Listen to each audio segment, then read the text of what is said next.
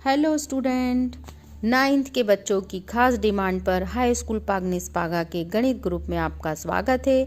आज हम कक्षा 9वीं के बच्चों के लिए प्रश्न बैंक गणित के वस्तुनिष्ठ प्रश्नों को याद करेंगे, अभ्यास करेंगे। चलिए शुरुआत करते हैं हम अध्याय 1 से। अध्याय के वस्तुनिष्ठ प्रश्नों से हम शुरुआत करेंगे। पहला प्रश्न, एक परिमेय तथा एक अपरिमेय संख्या का योगफल या अंतर एक संख्या होती है। सबसे आसान तरीका मैंने आपको बताया है। अगर करनी लगी है बच्चों तो अपरिमेय संख्या, करनी नहीं है तो परिमेय संख्या, और इस प्रकार की संख्याओं को जोड़ते घटाते हैं तो हमेशा करनी वाली संख्या प्राप्त होती है। इसका मतलब एक परिमेय और एक अपरिमेय संख्या का योगफल या अंतर हमेशा कैसा प्राप्त होगा? हमें एक अपरिमेय संख्या। पहले विकल्प का सही उत्तर हुआ अपरिमेय संख्या। चलिए दूसरा विकल्प देखते हैं। निम्नलिखित में से कौन सी संख्या अपरिमेय है? अभी अपन ने देखा जिसमें करनी होगी वो अपरिमेय होगा। तो पहले प्रश्न में देखो +20 √23 और -√23 से ये कैंसिल हो जाएगा, करनी नहीं बचेगी। दूसरे में भी इसी तरह से करनी कट जाएगी, चौथे में भी इसी तरह से करनी कट जाएगी। करनी सिर्फ सा विकल्प में बची है, मतलब दूसरे का आंसर क्या हुआ? कौन सी है अपरिमेय संख्या? 1/करनी में 2। तीसरा प्रश्न देख लेते हैं। यदि a greater than 0 मतलब a कोई आपकी 0 से बड़ी वास्तविक संख्या है और p और q परिमेय संख्याएं हैं, तब निम्न में से कौन सा कथन सत्य है? हमें 4 कथन दिए हैं। देखो पहला a b c d, इसमें से कौन सा सत्य है? ये हमने घातांकों के नियम के सूत्र देखे थे। सूत्र हमने क्या पढ़े थे बच्चों? कि अगर आधार समान है, गुणा की क्रिया हो रही है तो घातें जुड़ जाएंगी। आधार समान है, भाग की क्रिया हो रही है तो घातें घट जाएंगी। और आधार समान है और घातें अलग अलग हैं तो घातों को एक बार हम लिख सकते हैं। और अगर घात के ऊपर घात है, डबल घात है, तो घातों का आपस में गुणा होता है। तो इन चारों नियम को चलो हम देखते हैं।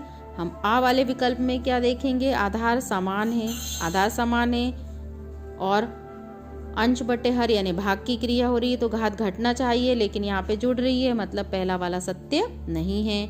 इसी तरह से दूसरे वाले में घात के ऊपर घात है, डबल घात है तो घातों का गुणा होना चाहिए, लेकिन यहाँ पे घातें जुड़ रही हैं, मतलब ये भी सत्य नहीं है।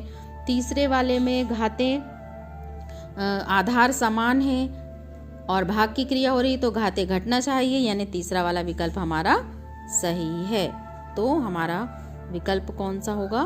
स विकल्प सही होगा तीसरे में।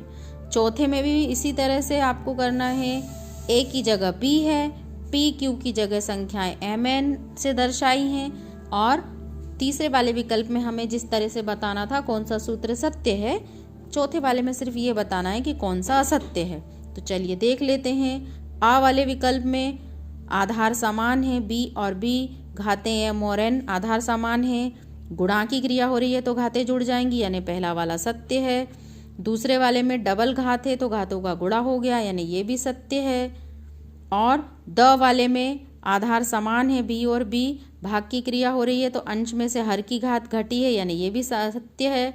लेकिन तीसरे वाले में आधार समान है, भाग की क्रिया हो रही है, घातें घटी भी हैं, लेकिन हर में से अंश की घात घटी है, मतलब ये असत्य है। तो चौथे का कौन सा गलत सूत्र लिखा है? चौथे में आपका स नंबर का सूत्र असत्य लिखा है, बाकी तीनों सूत्र हमारे सही लिखे हैं। पांचवा प्रश्न, निम्न में से कौन सी परिमेय संख्या 1 व 2 के बीच नहीं है? 1 व 2 के बीच का अर्थ क्या हुआ स्टूडेंट्स? 1 से बड़ी संख्या और 2 से छोटी संख्या। तो हम भाग करके देख लेते हैं। तो हम 5 में 4 से भाग देंगे तो 4 का पहाड़ा एक बार पढ़ेंगे, 1 से बड़ी संख्या प्राप्त होगी और 2 से छोटी।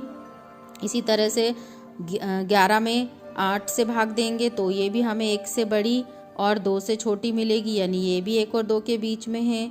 इसी तरह से हम 13 में 8 से भाग देंगे तो भी हमें 8 एकम 8 एक ही बार भाग जाएगा, यानी 1 से बड़ी और 2 से छोटी मिलेगी, मतलब ये तीनों संख्याएं 1 और 2 के बीच में हैं।